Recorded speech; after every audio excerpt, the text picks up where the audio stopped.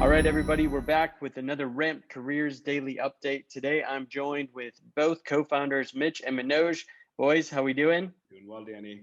Doing well, Danny. Good. So today we have a topic that is pertinent for our folks that are looking to potentially get into a career in sales. And that is the question they should answer before starting any interview process. Is sales for me? So Manoj, I know you had a framework on how to think about, is sales for me? What components should people be evaluating when they think through that question? Three components here. The first one is personality traits. What are your inherent personality traits, and do they align with traits that historically have shown some level of success in a career, in a sales career? So that's the first one. The second one is a set of skills. Some skills you may naturally be good at, some skills you may have a level of confidence that you can quickly build. But regardless of whether they're inherently part of your core tool set or whether you have confidence that you can build them, the second thing is also doing a quick skill alignment test to see whether you're naturally predisposed to succeeding, or if there's like a massive misalignment, revisiting whether that's the career path for you. No right or wrong answer. There's folks that, of course, can get better over time, but as a baseline test, it's a good thing to look at. And the last thing is motivators. And I think that's also important, is to step back and say, what is it that motivates me when I wake up every morning? Different things motivate different people, and sales, by virtue of the type of job it is, offers a certain set of motivators that are specific to that profession. So I kind of look at those three things, and this framework is applicable for any job. I don't think that this is a sales magic formula by any means, and I'd encourage folks to think about, before they pursue any career, think about these three things to maximize their odds of succeeding. But Danny, I know that you have some perspective on personality traits, and Mitch, you've been pretty thoughtful about documenting a list of skills that you've seen as a common thread between folks that have been successful. So I'll pass it back to both of you to kind of talk about that a little bit. Great way to break it down, Manoj. I think that's very straightforward and very helpful in terms of thinking through, is this the right career path for me? So some personality traits that I see, and this is not a comprehensive list by any means. You could have other personality traits that don't fit in here and be an exceptional salesperson. But some of the ones that I see most often are traits like you're competitive, right? You've played sports, you've excelled in some team or individual extracurriculars like debates, etc. You like being part of a team, you're driven, internally motivated. You have the entrepreneurial spirit, you like building things. You're somebody who likes to see your points add up on a scoreboard, or like to know exactly where you stand at any given time. You're somebody who likes and seeks out feedback.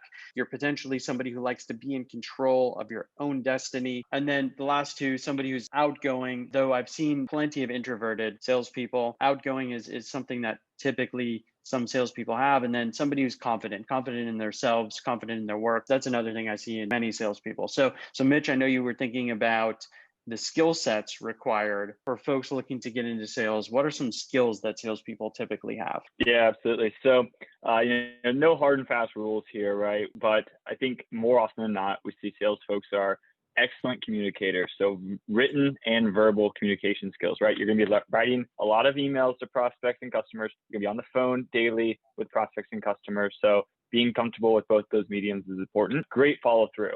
So if you're someone who likes to start projects but can never finish them, you might want to do some soul searching there, because in sales, you're going to need to follow through on all of those communications with those prospects and customers, see those deals through the finish line. It's super important to have really, really strong follow through skills there. Along the same lines, you're persistent and you're determined. So in sales, there's some ups, there's some downs, there's some highs, there's some lows.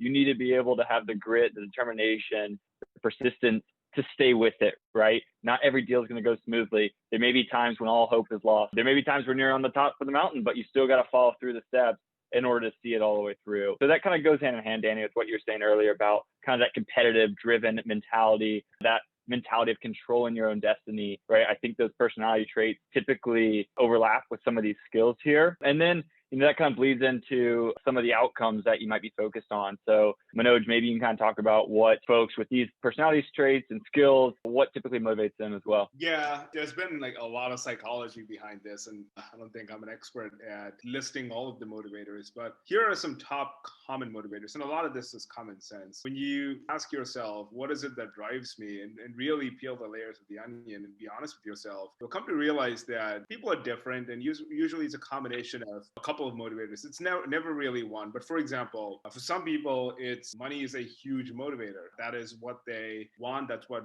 gets them excited, and they're willing to, do what it takes to reach that outcome. If that's something that you get excited by, well, sales is a great profession. There's a lot of money to be made. Typically, there's quite a bit of upside. Companies are very generous to the extent you're able to perform, meet your targets, and exceed your targets. You do get the opportunity to make quite a bit of money. So that's a good one. For some folks, they have this larger good philosophy, right, where it's helping others. You could potentially say, hey, I have some deep-rooted belief that the product or service or whatever it is that I'm selling is truly game-changing, and it really is going to help people. If that's the case, and if you feel so strongly about your product and service, maybe a career in sales will kind of check the box for that motivator. But there's a good likelihood that it's not. Maybe it's a great product or service, but you don't wake up and you don't feel like this is something that is fundamentally going to change people's lives. And if that's the direction that you want to take, and you have this larger good or this helping the world as one of your motivators, then look into it a little bit. Sales may or may not be for you. You might, unless you're selling a product or service that makes you feel like you check that box. For others, it's a sense of autonomy. That's also yes and no here. You do have autonomy to some extent in sales, but you also don't. You'll certainly have to rely on others, and you'll certainly have to work at the direction of others quite a bit in sales. And so if autonomy is super important for you, understand that in the early stages, you may not have as much autonomy as you might in some other professions, although you do have a good chunk of autonomy. So that's something to consider for sure. For some folks, power is a motivator. I don't think sales is necessarily the best career if power is what gets you up and running. Maybe you want to pursue a career in law enforcement. I don't know, I'm making it up, or some kind of a position where you immediately have the ability to influence the actions of others. Maybe that's the direction that you want to take. You'll realize in sales, unless you kind of make it up the ranks, and even then, you'll largely be responsible for influencing the actions of others. And others could be folks within the company, others could be your prospects, without having any control over their actions, right? So if power drives you, then look into it. Maybe sales is not the best fit for you, but I'd encourage people to take an honest assessment of what your individual motivators are, and if it's money, if it's some level of freedom and autonomy, and if it's some level of natural curiosity. This is a great profession to kind of kickstart your career. But if all you care about is larger good, save the world, or you have this deep-rooted desire for power, maybe sales is not for you. That's kind of what I had in mind for part 3 of our framework. Yeah, not to say that you can't solve the world's problems through some mission-driven sales, but on the whole, yes, I agree. If you're really focused on mission-driven, potentially nonprofit or something else is the avenue for you. But that was a great way to think about it. This has been a great discussion, and hopefully very helpful to those looking or evaluating sales as an entryway to their new careers coming right out of school. So for Manoj and Mitch, this is Danny with another Ramp Careers Daily Update. Thanks for tuning in, everybody. Bye, guys.